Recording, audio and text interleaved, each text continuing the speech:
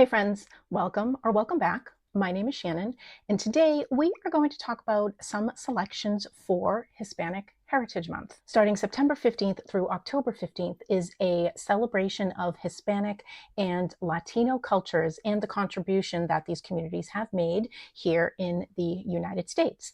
Now, as I've mentioned in any of my heritage videos that I have done, we should be reading diversely all year long. But these heritage months are really nice to just take a look and make sure we are reading diversely. And so I have 5 selections from Hispanic and Latina authors that I have in my collection and I have not read yet, and I hope to get to very soon. Starting with Plantains and Our Becomings, poems by Melania, Luisa, Marte. This is a pretty recent acquisition. I was very drawn by the cover. It's absolutely beautiful. I'm generally not a huge poetry reader, but I've been determined this year to try to read more poems and get more educated on poetry. Sometimes I just feel like I can't understand what's going on. But when I flipped through this in the store, I felt like I could actually understand what she was saying. So that's why I picked it up. So this is a poetry collection exploring identity, heritage, and belonging rooted in the Afro-Dominican diaspora. So Marte reflects on the complexities of growing up between cultures, the weight of colonial history, and the beauty of Blackness. One reviewer called this a poetry collection that you, quote, yearn to viscerally sink your teeth into as if biting into a freshly ripe mango. I mean, if that doesn't make you want to pick this up, I don't know what will. So the first poem, which is what made me pick it up, is more prose than poetry, and it's called Afro-Latina. She talks about how Marte herself is both Black and Latina, not one or the other. And she also mentions how people think that there is no such thing as a Black Latina. And she is here to say, yes, there is, and I am she. Like I said, that first one was more prose than poetry, but everything appears to be things that I can understand, and it's not just some, abstract words. So I am looking forward to reading this because I do think that I am going to enjoy her poetry. Next, we have The Distant Marvels by Chantel Acevedo. And this author is Cuban American, and I can't actually really give this synopsis justice, so I am going to read the flap. Cuba, 1963. Hurricane Flora, one of the deadliest hurricanes in recorded history, is bearing down on the island. 7 women have been evacuated from their homes and are forced to take refuge in the former governor's mansion as the storm rages outside. In a single room on the top floor, Maria Serena, a former lectora in a cigar factory, begins to tell the incredible story of her childhood during Cuba's Third War of Independence, of her father, Agustin, a ferocious rebel, of her mother, Lulu, an astonishing woman who fought, loved, dreamed, and suffered as fiercely as her husband. Stories, however, have a way of taking on a life of their own. Swept up by her story's momentum, Maria Serena will reveal more than she or anyone else ever expected. So it sounds like a really great story. It's a multi-generational saga, a love story, and a history lesson all in one. I know nothing about Cuba. Next is The Squatter and the Dawn by Maria Amparo Ruiz de Burton. And this was first published in 1885. And Ruiz de Burton was the first writer of Mexican origin to write and publish English language novels in the United States. This story takes place shortly after the United States annexed California. We are following 2 families, the Alomar family, who are landed Mexican gentry, so they own tons of land in California.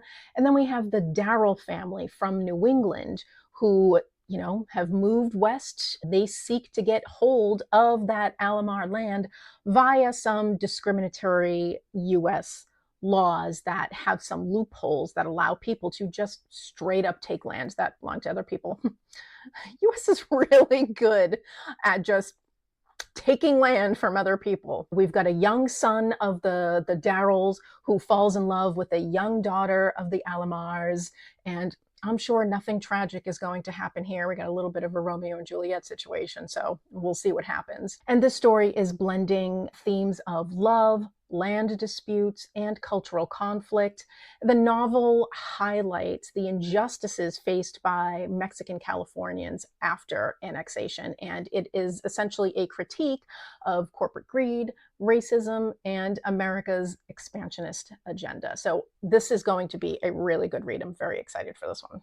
Next, I have What the River Knows by Isabel Ibanez. And Ibanez is the daughter of Bolivian immigrants. And this is set in 19th century Argentina and Egypt.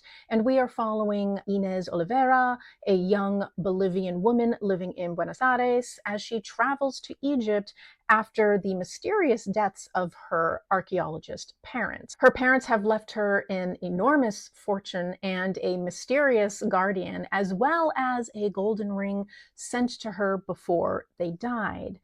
She is determined to uncover the truth. She plunges into a world of archaeology, political intrigue, and ancient magic, where danger and romance entwine. There is, I think, a sequel. I'm not going to worry about the sequel for now. I just want to get through this, and cover is absolutely gorgeous. And last, I have a nonfiction pick, and I don't have a physical copy. I actually have a digital copy on my iPad, so I'll put a picture up here. And that is Silver, Sword, and Stone, 3 Crucibles in the Latin American Story by Maria Arana. And this book is a cultural history of Latin America's past and present through 3 forces or crucibles. You've got wealth and exploitation, so silver.